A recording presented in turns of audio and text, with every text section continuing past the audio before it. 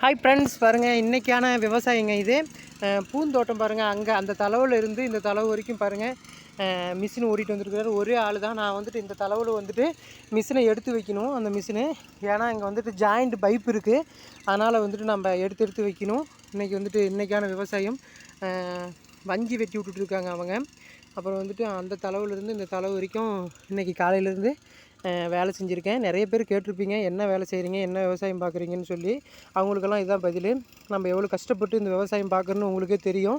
விவசாயிகள்லாம் ஒவ்வொரு நாளும், ஒவ்வொரு நொடியும், ஒவ்வொரு நிமிஷம் எவ்வளோ கஷ்டப்படுறாங்க எல்லாமே உங்களுக்கு புரியும்னு நினைக்கிறேன். ஒவ்வொரு விவசாயத்திலுமே ஒவ்வொரு விதமான கஷ்டம் இருக்கும்.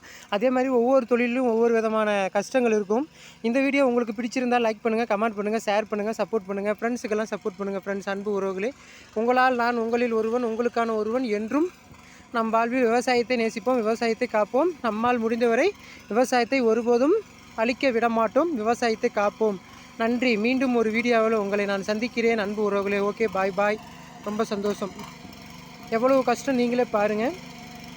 கஷ்டப்பட்டு வேர்வை சிந்தி வெயிலில் உழைக்கும் விவசாயி உங்களுக்கு பிடிச்சிருந்தால் மீண்டும் ஒரு லைக் போடுங்க அன்பு உறவுகளே. ரொம்ப நன்றி. மீண்டும் ஒரு வீடியோவில் நம்ம உங்களை வந்துட்டு மீட் பண்ணுறோம். ஓகேவா?